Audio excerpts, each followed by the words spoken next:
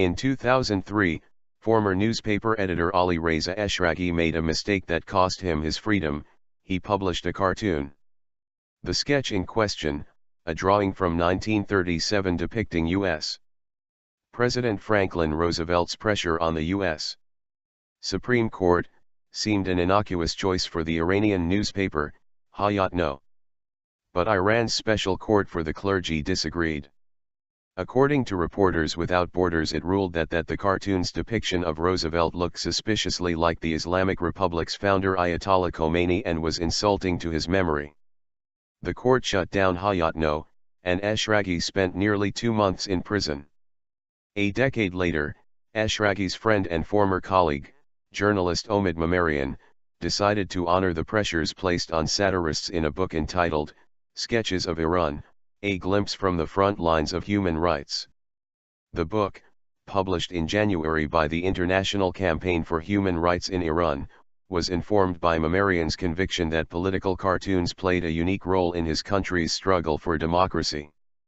Over the past 10 years I've been working as a journalist both in Iran and out of Iran, and I've seen political cartoons have a very strong impact on political discussions and social discussions, he explained. Cartoons communicate with a much wider audience, with different layers of society, with people from different social-economic class, with different levels of education. Shireen Ebadi, the Nobel Peace Prize-winning lawyer, notes in her foreword to the book that decades of censorship have also meant that the subtle, tongue-in-cheek wit of cartoonists takes on special power, writing that a society stricken by years of authoritarian rule cannot express itself and its pains in a straightforward manner. Satire has long been used as a powerful medium for veiled political commentary, and political cartoons became a favorite medium for poking fun at authorities. The satirical magazine Molla Nasreddin, an Azeri language periodical published between 1906 and 1930, enjoyed a wide readership across the Middle East.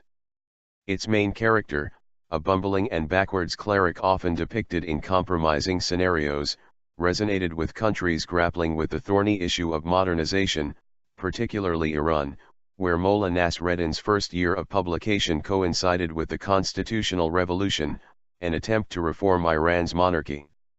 The country's first experiment with liberal democracy was ended in 1907, but Molla Nasreddin's jokes lived on, inspiring future generations of artists who have used political cartoons to offer subtle social commentary for decades. The reasons cartoons have a very strong presence in Iranian culture is that in some of these cycles of oppression journalists or authors could not write.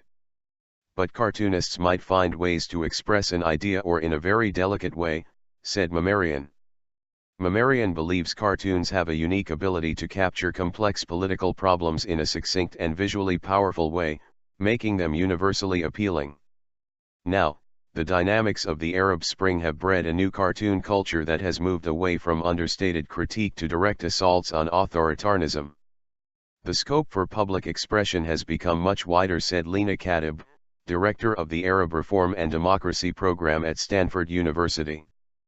People feel much more empowered in being able to express how they feel about autocracy without the fear which used to force them to opt for subtlety.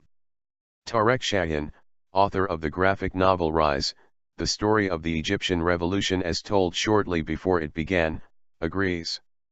As recently as 3 years ago, just the fact that I wrote about politics and other social taboos had many of my friends and family worried about my safety and theirs by association, said Shahin. Today you can't keep up with all the political jokes, be they cartoons, internet memes or street graffiti. Self-expression is finding new forms, too. Dina Bait Allah, founder of the New York Arab American Comedy Festival and a stand-up comedian who conducts workshops in the Middle East, said he has witnessed an explosion in the number of local comics in the region. But in Iran, according to Omid Memarian, many humorists have been forced to leave the country. Over the past 7 to 8 years, particularly over the past 4 years, many cartoonists, like journalists, have fled the country and live abroad, he said. They are under constant pressure to make sure their cartoons do not become a reason to harm the newspaper. There have been newspapers that have been shut down just for having a controversial cartoon. Nonetheless, Cartoonists in Iran are drawing on their creativity to evade censorship, which Memarian insists makes their work even more powerful. We're seeing actions become more ambiguous, more general, more interpretative, he said. But, the process of decoding a message is more attractive. It's more appealing, more beautiful.